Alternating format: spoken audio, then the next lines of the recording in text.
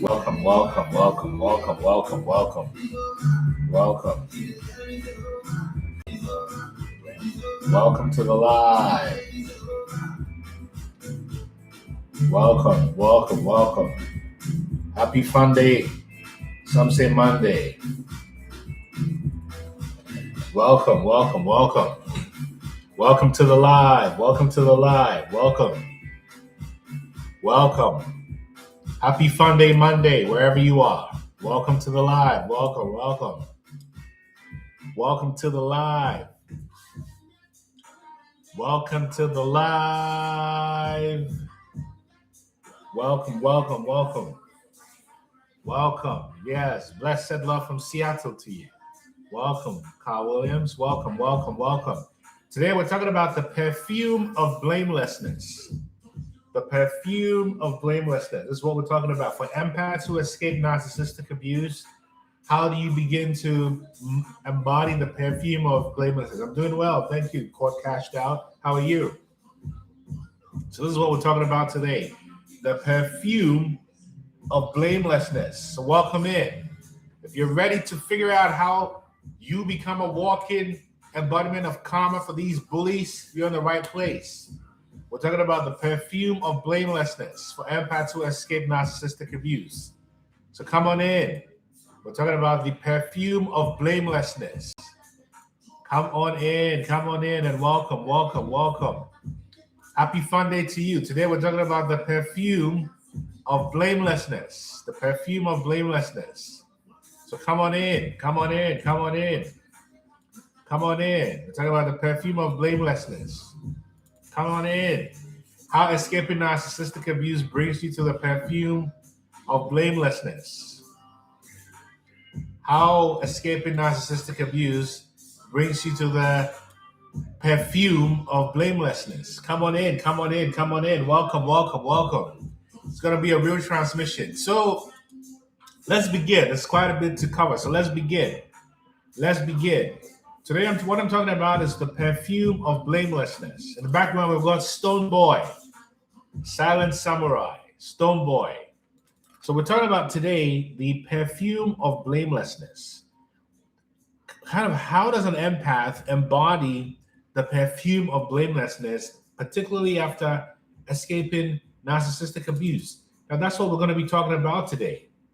This is what we're going to be talking about today. So let me begin. There is a force that a narcissist cannot defeat. Not because you're stronger than them, not because you argued better, and not because you exposed them, but because you enter the dimension of reality where their weapons no longer function. A dimension where manipulation cannot land, no resonance, where gaslighting cannot stick, no resonance, where smear campaigns collapse before they fully form. No yeah, go Seahawks. That's a lot of good karma. Where your psychic hooks cannot find attachment points inside you. Excuse me. And the name of that force is the topic today. The perfume of blamelessness. The perfume of blamelessness. This is not a metaphor. This is not poetic language. This is an actual spiritual phenomena recognized across Buddhism, Hinduism, Christianity, Hermeticism, and every mystery school you can think about. Because when you become blameless, you become energetically ungovernable. You become karmically protected. You become psychologically clean. You become spiritually luminous. And that luminosity has a scent. You heard? That luminosity has a scent, a frequency, a signature, a presence. And that presence is what I call the perfume of blamelessness, as other traditions have said. Two-door, the perfume of blamelessness. And today I'm going to show you this from a paradigm shifting perspective. And once you understand this, you stop seeing narcissistic abuse simply as trauma. And you begin to see narcissistic abuse as initiation, not into victimhood, but into sovereignty. And that is why the narcissist cannot win, because they are operating in the hell realm, and your blamelessness is the fragrance of heaven. You see? So, first of all, blamelessness is not innocence. Blamelessness is not innocence. Blamelessness is not innocence.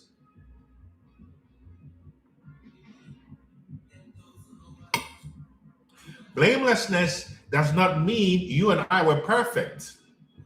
Blamelessness does not mean you and I never made mistakes.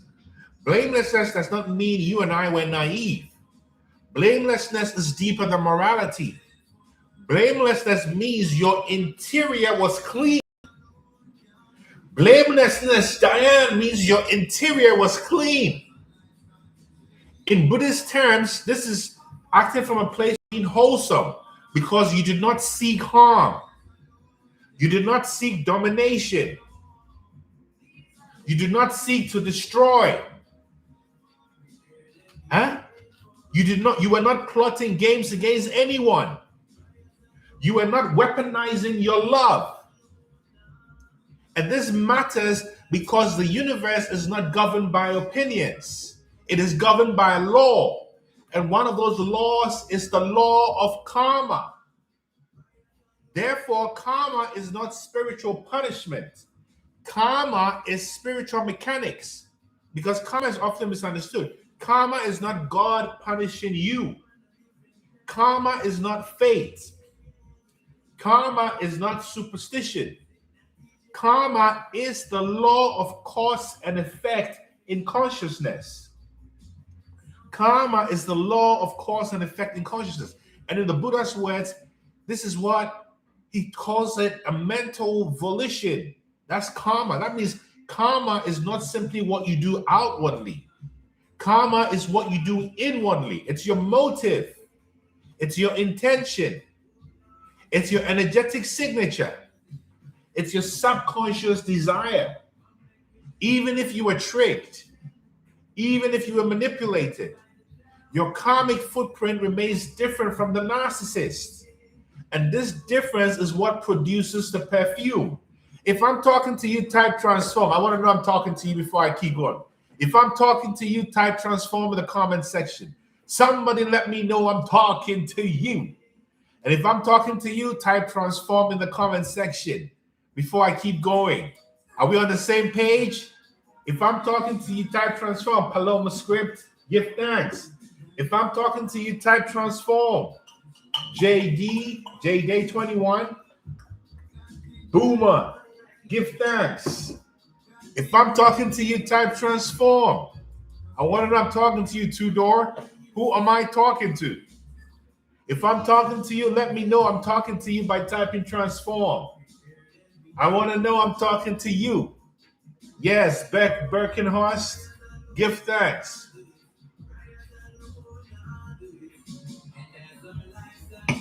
Okay. The perfume is your karmic atmosphere, Leanne. In Buddhism, there's a concept called sila, which is moral virtue. Moral virtue, Dawn Marie, give thanks. But it's not moral virtue as performers, Leanne. Carl Williams. It is virtue as energetic purity, Jaras. And when the Buddha described virtue as producing an invisible fragrance in the Dhammapada, it says the fragrance of virtue surpasses all fragrances. The fragrance of virtue surpasses all fragrances. Why do you think there's a stereotype that all the Arab sheiks and princes smell like the best oud in the world? Because the smell of oud is the smell like the God. It's the smell like Allah. West, get busy. The oud, and the oud I'm talking about here is the purity of you from within. Porsche 333. This is not metaphorical. It's a statement about spiritual reality. Your actions generate a field. Your sense generates protection, because purity creates coherence, and coherence creates spiritual gravity. And this is the perfume of blamelessness. Selah. It's the aura of someone who cannot be spiritually accused. Don Marie, it's the aura of someone who cannot be spiritually accused. Huh? It's the aura of someone who cannot be spiritually accused. And when you reach this, you no longer need to defend yourself, because the truth defends you. So the question becomes, why do empaths suffer so much? Empaths suffer so much for several reasons. I'll give you a few. Empaths are targeted. That's anyone who's listening to me, because you carry a rare frequency. Let me just say it. Because you carry a rare frequency. You're not just simply sensitive. Empaths are beings whose nervous system are tuned to truth, Leanne, to truth, Don Marie. Empaths detect inconsistency, Bridget, right? Kiki. Empaths detect energetic distortion. I know it's a miracle. And empaths detect hypocrisy, gray like the color, which means the empath's presence becomes a mirror. And narcissists hate mirrors. That's why your boss gives you problems, Leanne, because you are a mirror. And it's not because, Leanne, it's not because you've done anything wrong. It's because the narcissist is running from himself. Your boss is running from himself. Am I talking to you? So you, the empath, become the enemy. Secondly, the pain you went through is not random. It is the cost of admission. It's your tuition cost. It's the price of seeing. Empaths go through disproportionate pain because empaths love deeply. Because empaths forgive easily. Because empaths assume goodness. And because empaths give the benefit of the doubt. You see? And because empaths absorb emotional atmosphere. But deeper than that, empaths suffer because they are being refined. Leon, the money you make for your boss is money you should be making for yourself. You're being called to rise to your inner abundance and frequency. So heal the money wounds, and then nobody will be able to put you under any kind of spiritual slavery to extract from you. Because the proof that you make so much money is that you're an abundance generator. But you knew that. In the Bible, it said in Malachi 3, he will sit as a refiner and purifier of silver.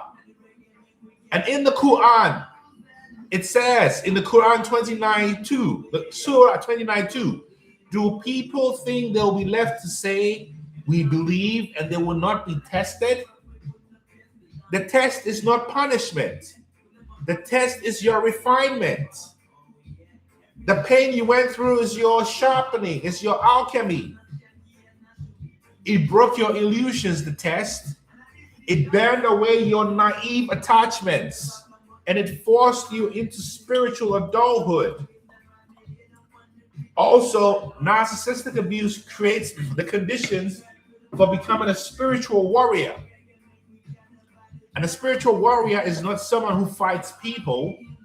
A spiritual warrior is someone who refuses to become evil because they were harmed. Who am I talking to? Who am I spieling to? Who is this for? Where are you? Who am I talking to? If I'm talking to you, let it be known I'm talking to you. Who am I? Leon, you see what it is? Who am I talking to? A spiritual warrior is someone who refuses to become evil because they were harmed. Oh, gray like the color. That is the real war. The war is not with the narcissist. The war is with the temptation to become like the narcissist. And this is why the empath's pain is correlated to destiny. They couldn't change us, Don Marie, because the empath's greatest achievement is not survival. The empath's greatest achievement is non-corruption. The empath's greatest achievement is non-corruption. The empath's greatest achievement is non-corruption. These are the days. Ras I featuring Kabaka Pyramid. These are the days. I got to stop for a minute. Who am I talking to? The greatest victory of the empath is non-corruption. Yes, non-corruption. Non-corruption. You didn't become evil. You didn't become vindictive. Oh, come on. What? Rasai and Kabaka Pyramid. This song is titled These Are the Days. These are the days.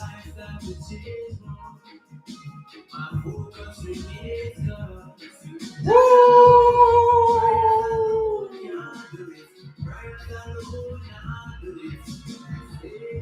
These last few days have been crazy.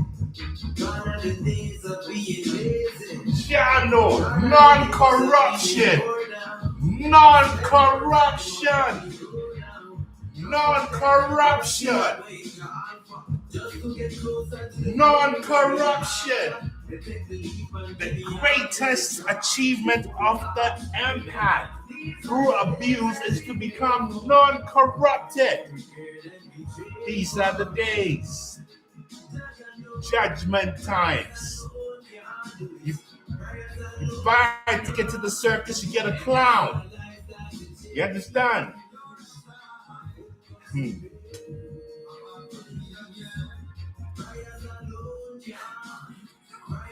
Who am I talking to? Who am I talking to? You went through hell and you did not become hell. That is blamelessness. That is perfume. That is power. And the perfume of blamelessness brings you to the eye of horrors. The eye of horrors. The inner eye. The inner eye. The inner eye. The inner eye. The inner eye.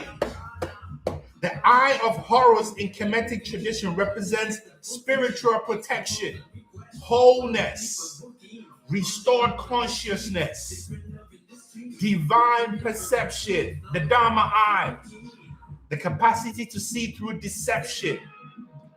The myth says Horus lost his eye in battle, Heru, and it was restored. That is not mythology.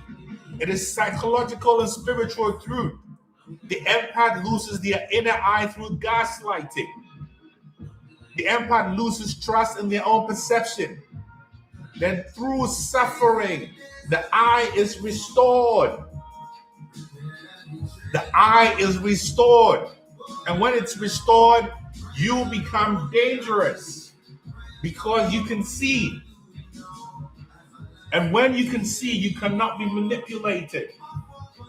When you can see, you cannot be manipulated. And so discernment is the reward for your pain. As the Buddha says, with compassion comes wisdom. Buddha Kuan Yin. Discernment is not paranoia. Discernment is clear perception. And in Buddhism, discernment is called panya. Wisdom, panya. Wisdom arises when illusion collapses. Wisdom arises when illusion collapses. And the illusion collapses through suffering. This is why the Buddha's first noble truth is life is suffering. Life is unfair. Life is unsatisfactory. Life is dukkha. Because dukkha, suffering, is the friction of reality against delusion. And the empath's suffering is reality grinding against fantasy. Reality grinding against fantasy.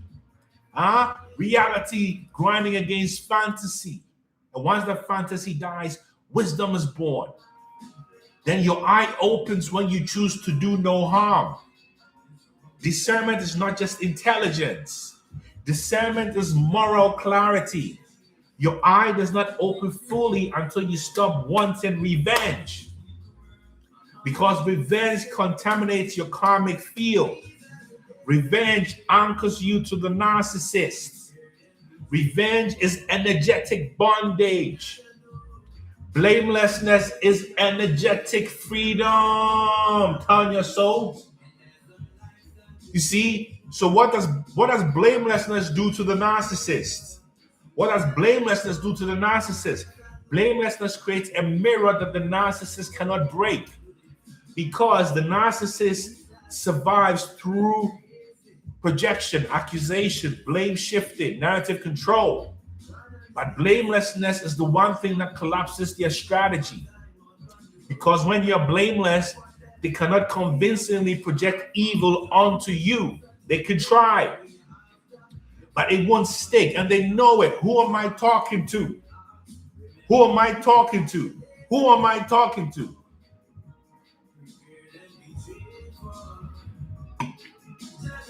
And they know it. This is why they escalate. This is why they rage. Because they are trying to stain your perfume, gray like the color. They are trying to pollute your field, to trigger you, Isabel. This is what they're trying to do, Jody. This is what they're trying to do to you, Attila. This is what they're doing. So why do narcissists fear clean karma?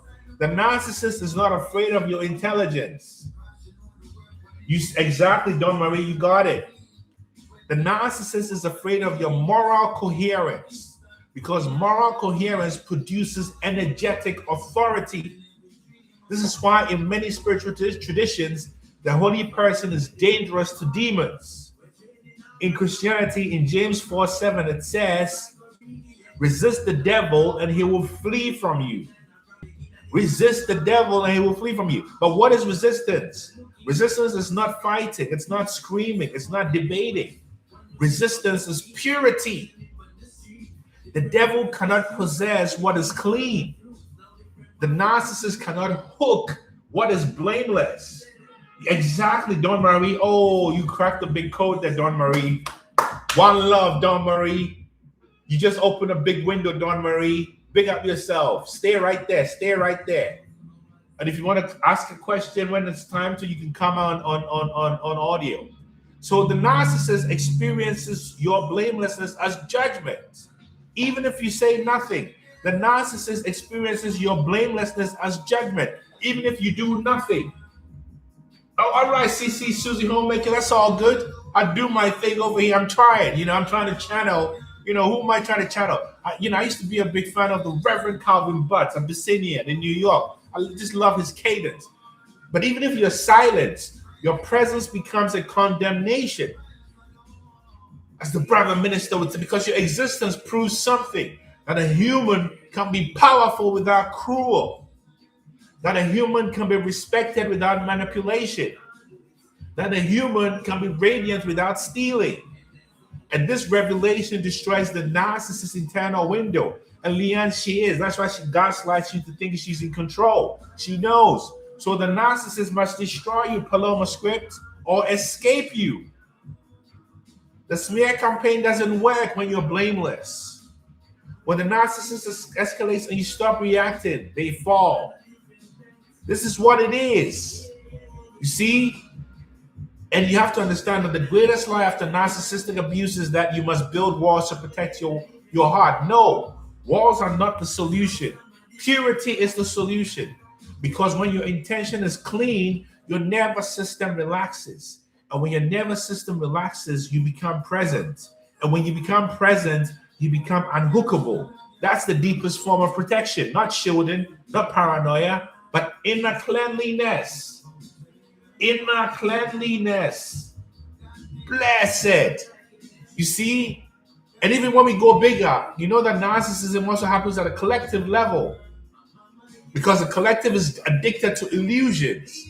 And in the Buddhist cosmology, addiction to illusion is one of the roots of the lower realms. Addiction to illusion is one of the roots of the lower realms. You see? Because the hell realm is a collective frequency. Hell is not eternal punishment. It's a vibrational consequence. Hell is what happens when your consciousness is dominated by greed, hatred, and delusion. Hell is what happens when your consciousness is dominated by greed, hatred, and delusion. Hell is what happens when your consciousness is contaminated and dominated by greed, hatred, and delusion. That's the Buddha Dharma. And that is the narcissistic triad. So the narcissist is not going to hell. They are living in hell right now. The narcissist is not going to hell. The narcissist is living in hell right now. The narcissist is not going to hell. The narcissist lives in hell right now. The narcissist is not going. Who heard me? Who heard what I just said?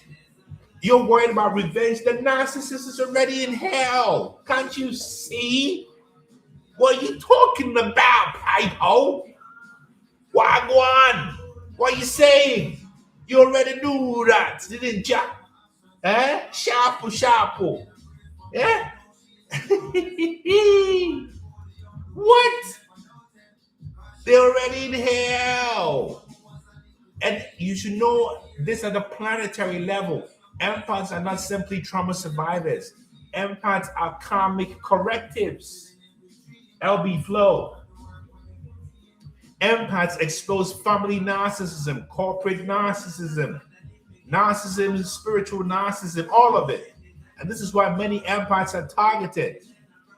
But empaths are here to end cycles, to end generational trauma, to end unconscious cruelty, to end exploitation. And the narcissistic system, like a parasite, attacks the immune cell, and that's you.